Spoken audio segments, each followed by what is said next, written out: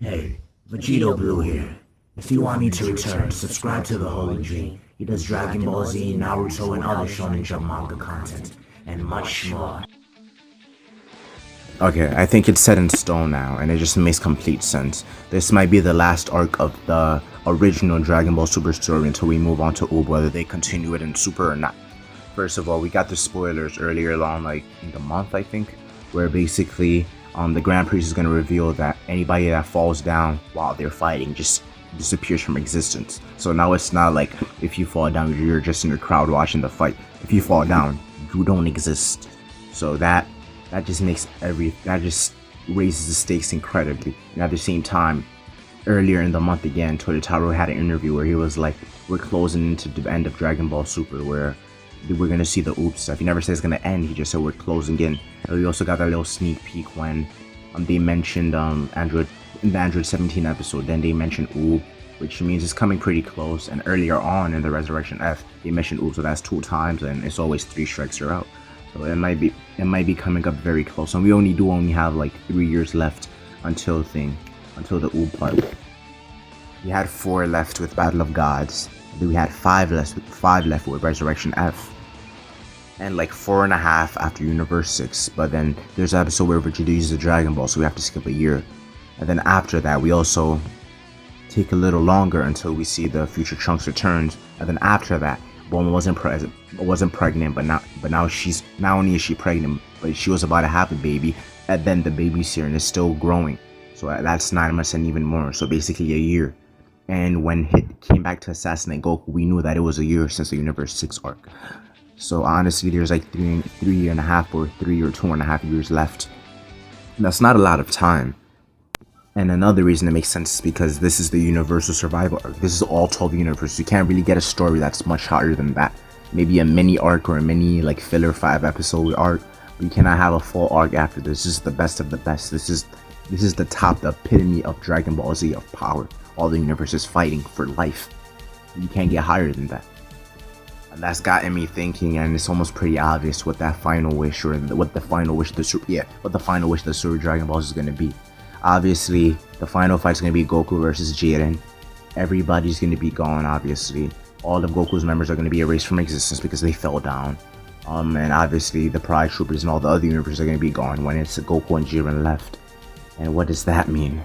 That means even if Goku wins, that means his universe still has... They're not going to exist unless they're wished back. And at the same time, all the other universes, they're just all gone, including Jiren's Pride Trooper crew, they're all gone.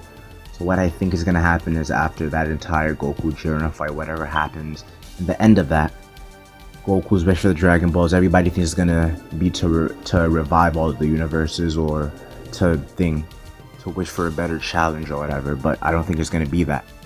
I think it's one or two things. Either at that moment, Goku's going to wish that, yeah, the universes are back, or they're all in his universe, or a more complex story is going to take place, or just something crazy happens. Maybe that Zamasu Omni King thing comes true, where the future Omni King still had a little bit of Zamasu left in him after Zamasu spread into the universe, and then it kind of starts taking over. There's this huge, massive fight. Omni King against one of the evil Omni Kings versus our Omni King, which is a younger Omni King, so he probably won't beat the future one. The future one is 17 years older, and he has Zamasu's influence, so that's even more power. So our Omni King would lose, but then there's also all 12 angels, all 12 gods' destructions, and all the other people just there to help. And I think after this all-out war, everybody's just gonna be gone. There's probably only gonna be like 3 people left, and Goku's gonna run to the Super Dragon, or just anybody in turn and just say, I wish none of this ever happened again. Presumably Goku. He's gonna say, I wish Beerus never woke up, and all of this is gonna reverse. He's gonna realize all of this, his increased power caused him a thirst for more, which caused the tournament, and just Beerus waking up caused a chain reaction, which caused the destruction of all universes. And he's like, I wish Beerus never woke up. And then everything just rewinds, everything just goes back in time. It's gonna be so beautiful. And then we go back to like episode 1ish, where like the chirpy theme, you know, the happy theme that we barely hear, and it's just everything's back to normal. And now everything makes sense why we didn't really see Super Saiyan God, even though yes, people can just say he was hiding or whatever. We didn't see SSJ God against Oob. We didn't see Goku mention anybody, and it just fits into the story more in like the actual continuity. In real life, obviously, is because Beerus and Whis weren't thought of yet. But in the anime itself, it makes no sense why we didn't see them, why they were in the crowds, why everything was fine, even though they also said that it was 10 years of peace. This is not 10 years of peace. And Bulma also said Goku, I haven't seen him in 5 years right before the tournament. But right now she's seeing him and it's only like 2.5 years left or 3.